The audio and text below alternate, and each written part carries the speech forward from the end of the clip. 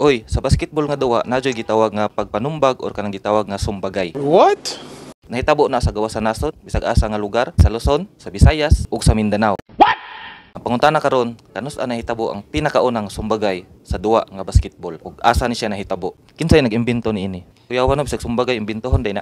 Kana ang sulod sa tong video karong adlaw. Uy, Bisaya Channel. Ang channel para sa mga Bisaya.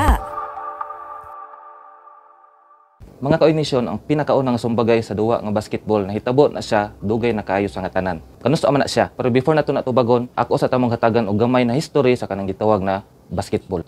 Nganong namay basketball karon? Kinsay nag-imbento ni ana? Ang basketball mga kaignisyon giimbento ni Dr. James Naismith.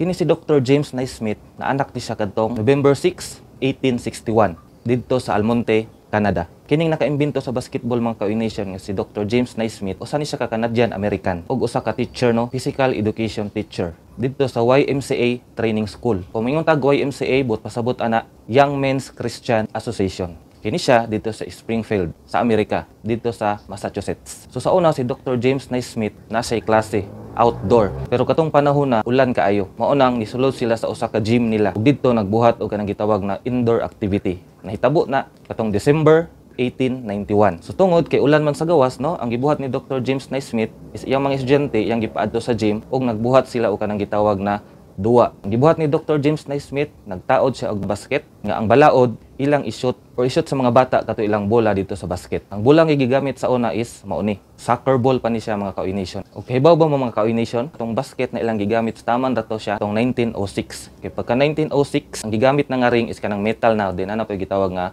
backboard. Karon nga na may pangalan nga basketball, asa ni siya gikan? Kung nakadumdum mo katong PE class ni Dr. James Naismith, no, katong iyang mga estudyante daghan to sila na usa didto nga ni-suggest sa iyaha, si Frank Mahan. So iyang gi-suggest kang Dr. James Naismith na butangan og pangalan katong duwa nga iyang giimbento or na iyang naimbento. Ni-suggest siya tawagon ni og Naismith ball pero gi-reject ni Dr. James Naismith. Karon ni-suggest na pud siya nga alisdan og basketball nga pangalan og gi-approve ni Dr. James Naismith. Mas bagay daw na siya nga pangalan nga basketball tungod kay ilang syutanang sa una is basket tapos na ay bola. So kung nakadumdum mo, December 1891 pinakauna giduwa kanang gitawag nga basketball.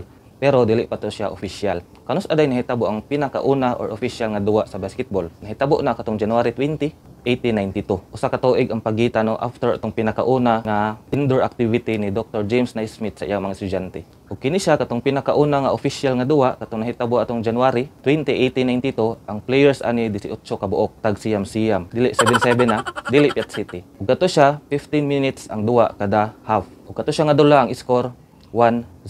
Ug sa una kung walay injury, walay foul. So grabe ka, brutal kayo ang duwa sa una sa basketball. Physical jud. Ug kana siya taman ra 1910. Pagka 1910 pataas, nanay balaod nga itawag nga foul jud no. Nanay mga rules ba. Ug diri neta sa atong pangutana, kanus-a nahitabo ang pinakaunang sumbagay sa basketball? Mga ka-nation, nahitabo ang pinakaunang sumbagay sa basketball kadtong December 1891. Kung nakadumdum mo, kana nga tuig, kana ang pinakaunang nga duwa sa basketball katong dili pa official. Kana nga pitsa December 1891, mao na tong gidala ni Dr. James Naismith iyang mga estudyante gikan sa gawas kay nag-ulan man padulong sa ilang gym. Ug diha ingon siya kung kisay gusto mo apil atong activity, pwede. Ug nahitabo ato nagkarambula, nagsumbagay. Ingon siya masalimuot daw tong experience niya.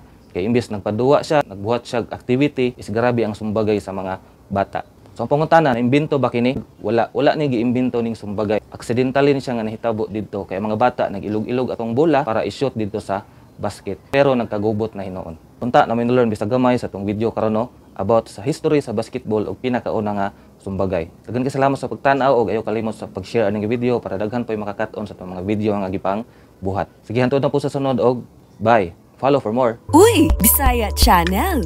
Ang channel para sa mga Bisaya.